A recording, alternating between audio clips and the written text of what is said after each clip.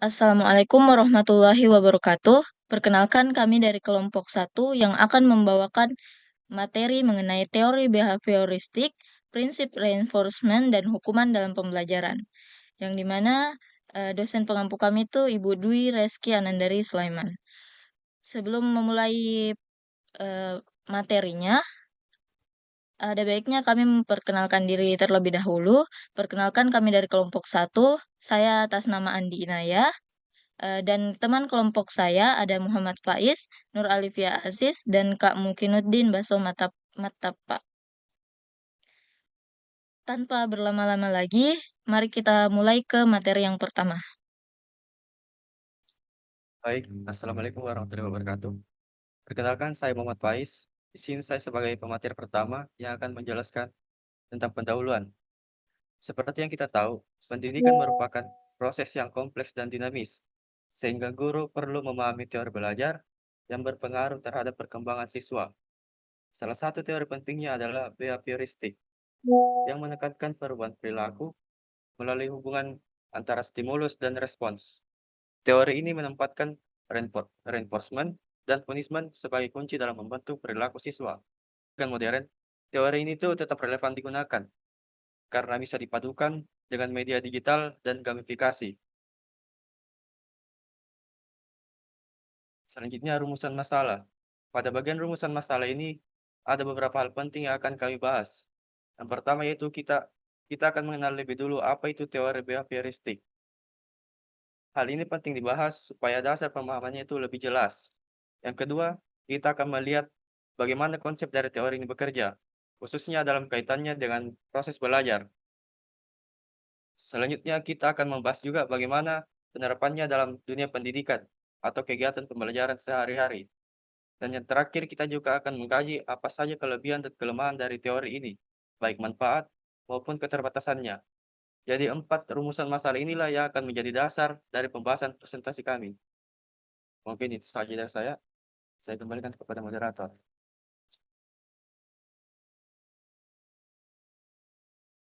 Baik, untuk materi selanjutnya akan dibawakan oleh Kak Mukinuddin Baso Matapa. Tujuan dan manfaat. Memahami konsep behaviorisme penting agar pendidikan tahu dasar teori belajar, stimulus, respon. Mengetahui penerapan di berbagai jenjang, membantu menyesuaikan strategi pembelajaran dari SD sampai perguruan tinggi.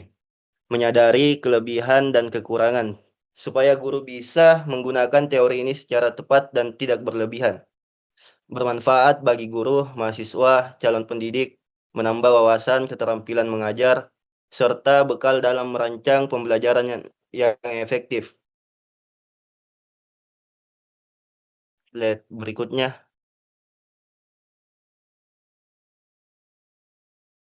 Berikutnya mengenai kajian teori akan dibawakan oleh Nur Alifia. Baik, terima kasih atas kesempatannya moderator. Di sini saya akan menjelaskan kajian teori. Nah, teori belajar behavioristik menekankan bahwa belajar adalah perubahan perilaku yang dapat diamati. Proses belajar terjadi melalui hubungan stimulus, rangsangan, dan respon tanggapan. Jika respon yang muncul sesuai harapan, maka perilaku itu diperkuat dengan reinforcement atau penguatan. Sedangkan jika tidak sesuai bisa dikurangi dengan punishment atau hukuman. Reinforcement berfungsi memperkuat perilaku positif. Misalnya siswa yang rajin belajar diberi tujuan atau hadiah sehingga ia termotivasi untuk mengulanginya. Punishment digunakan untuk mengurangi perilaku negatif. Contohnya, siswa yang melanggar aturan diberi teguran agar tidak mengulanginya lagi. Tokoh-tokoh penting teori ini.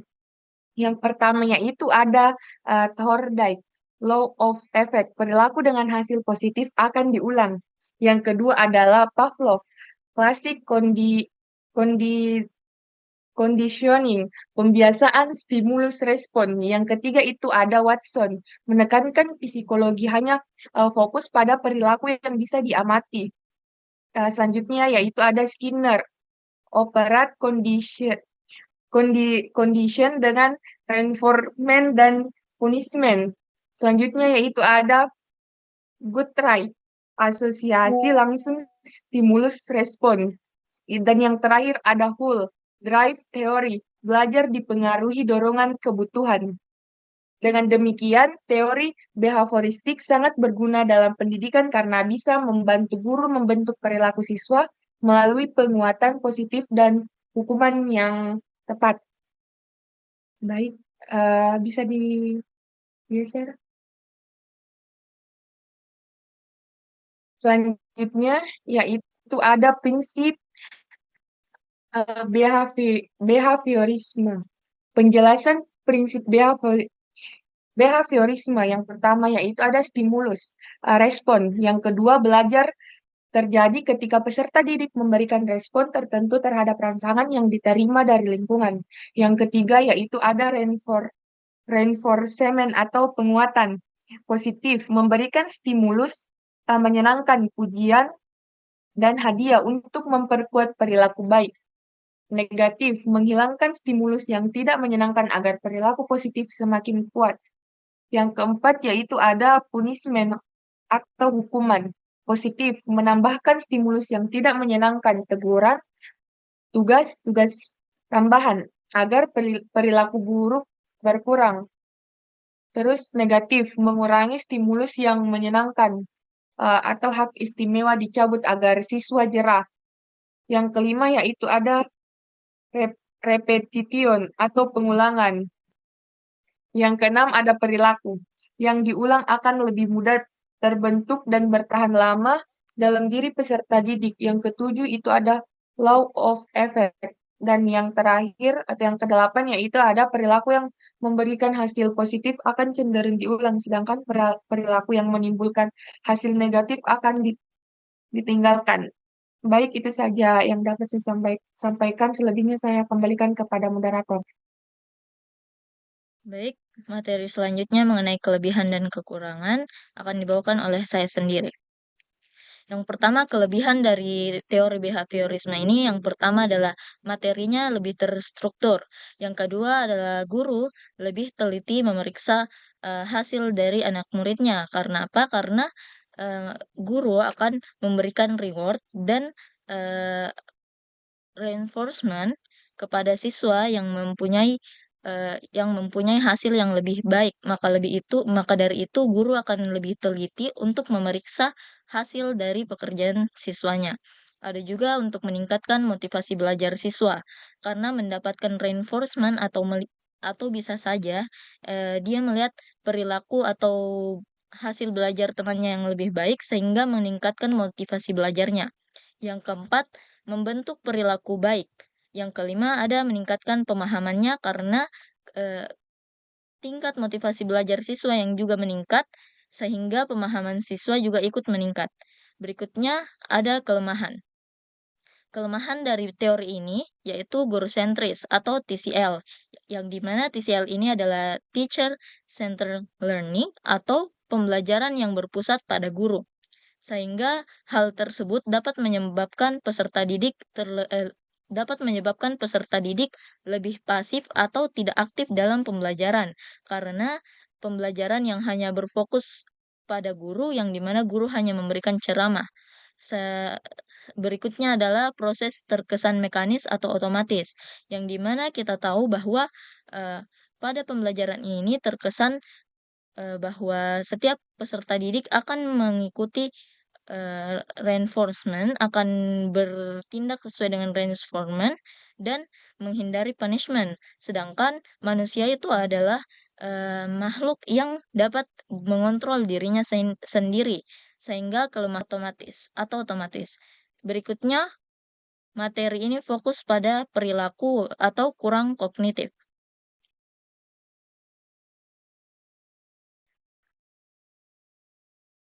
Baik, ada juga penerapan perilaku teori behaviorisme dalam pendidikan.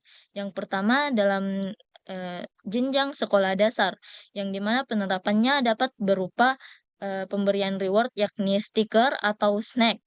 Yang kedua, yang ada juga punishment-nya itu berupa teguran ringan. Berikutnya, pada jenjang SMP atau sekolah menengah pertama, rewardnya dapat berupa nilai tambahan, sedangkan punishment-nya dapat berupa pengurangan poin kedisiplinan. Yang berikutnya pada jenjang SMA atau SMK, yakni sekolah menengah ke atas dan sekolah menengah kejuruan. Rewardnya dapat berupa pujian maupun nilai tambahan. Untuk punishment-nya itu dapat berupa pengurangan poin, sama seperti pada jenjang SMP. Berikutnya pada jenjang pendidikan tinggi, reward-nya dapat berupa poin maupun nilai dan feedback yang baik dari dosen. Untuk punishment-nya itu dapat berupa teguran akademik atau pengurangan nilai. Next. Baik, selanjutnya akan dilanjutkan kembali oleh Kak Mukinuddin Basometapa. Silakan.